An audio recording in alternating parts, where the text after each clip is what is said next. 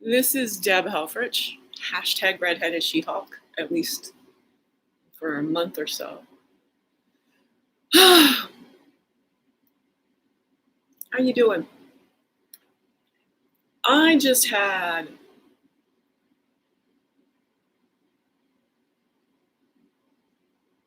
a challenging transition into fasting.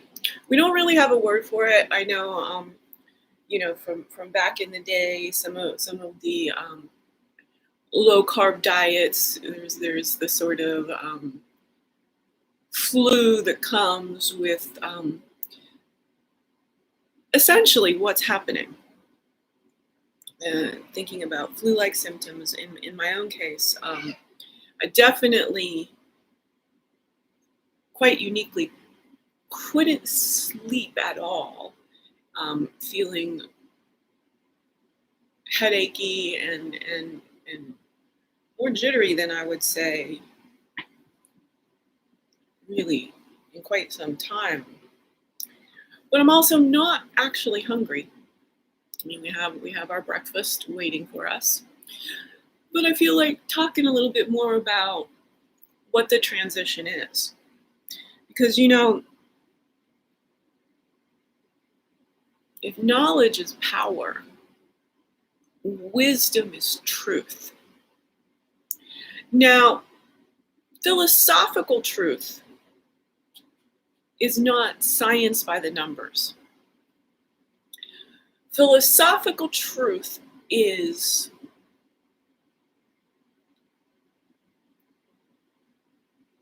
a valid lived experience. So I don't really know. And in fact, my head hurt so much. I was actually experiencing throbbing from putting my glasses up. And what was that, a minute or two? Yeah. It's in a nutshell, what I know is in my case, it's the gut bugs.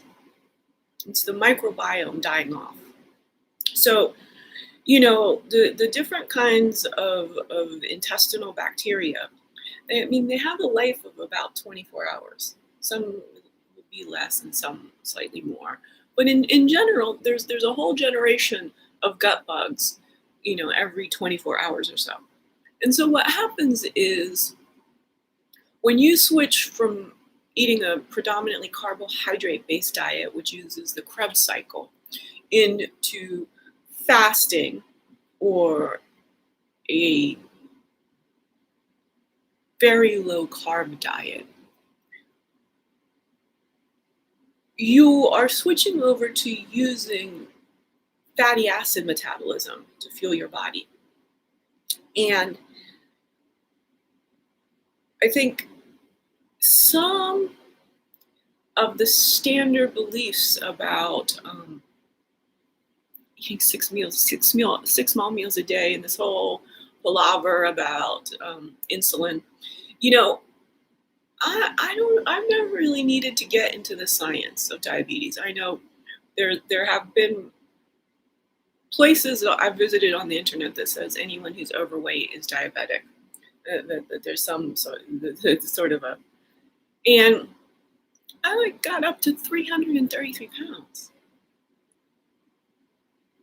I'm telling you, last night and into this morning is probably the most jittery I've ever been.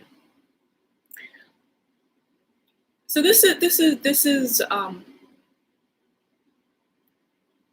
almost certainly from what my body truth is telling me in my experience about the transition of gut bugs. That day 2 or 3, and this is my third morning, and because I'm intending to go as far as I can, perhaps even 28 full days, I'm doing a fasting window of 14 minutes. I call it 23-46. I don't eat for 23 hours and 46 minutes. Although that's a principle, not a time clock thing. Some mornings I'll get up later, so there'll be an extra hour, two, three. I mean, again, as you can see, I'm just not pressed to have my breakfast right now. I don't recall exactly when I had my breakfast yesterday. On the first day, it was again about 8:08. This is much later, like an hour later. But it feels like sleeping in that little extra bit. Although I don't sleep on a schedule either. This is being a free range human and having the seasons in your body and this and that and the other thing. It's this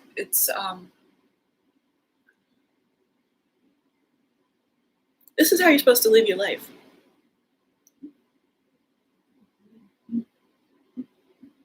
Just doing what your body feels like.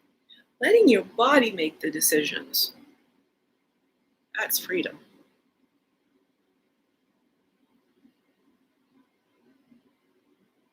That might be a LinkedIn post.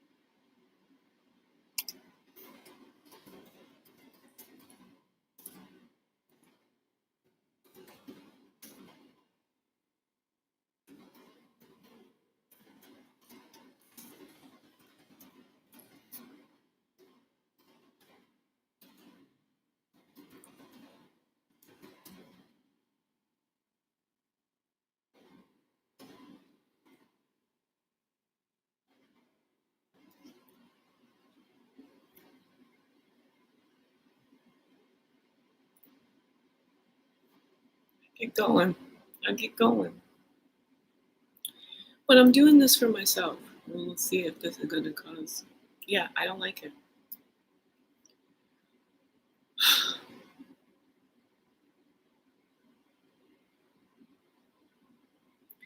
I think I'm working on getting the eyesight back.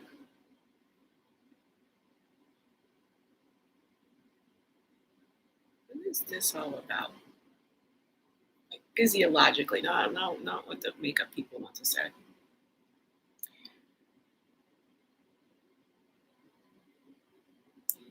Yeah,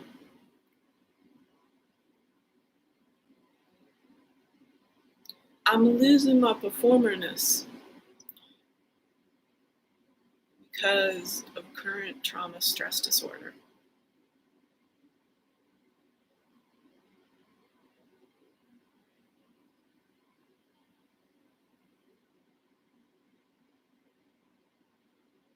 My brain is optimized for the future, not for the present. And all of the current established ways of making a living violate my integrity. This world is fucked up. Yeah, I can pull it on, but I got a headache and I'm going to just have my breakfast, then finish my post. God, I feel miserable. I have sort of shaky my legs. It's really not hunger. And I don't really think it's blood sugar. I think it's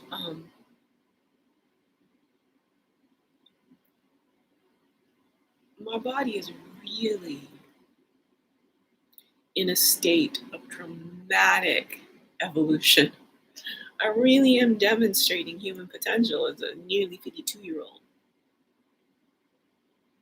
I love I would be saying 50. Should I survive for 8 years to come? It shouldn't be the case that's in question. And that it's in question is what's at the root destabilizing my healing journey. I just want to do this work. Talk about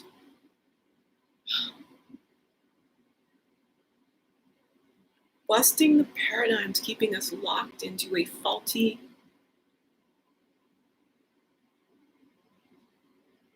biochemistry is everything model.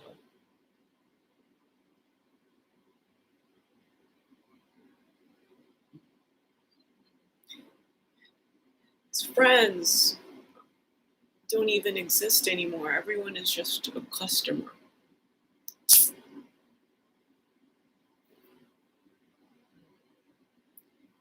All right.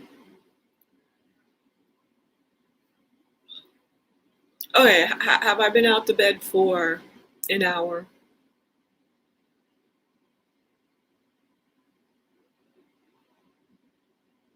Maybe 75 minutes tops. I'm not entirely sure when I woke up. There was an autonomic, so what's happening here is the center of gravity was always forward when I was morbidly obese. Now I'm trying to get back on, trying to get my back. Triple entendre, eh? And for the most part, I was convincing myself I was rocking on forward using my pelvis. But I don't think my back was ever sufficiently mobilized back to be as perfectly and there is a neck situation. get comfortable to this, but if I get this in the right place, and then this will all dissipate.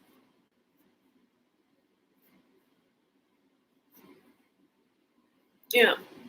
All right. This is going to be a fun period of fasting. I am going to go off and have my morning.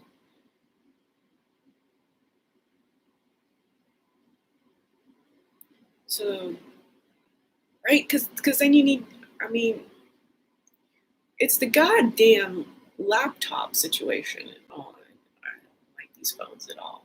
Phones are torture devices, biomechanically. Yeah, I'm really not well. Glad I did take a little dose of cannabis.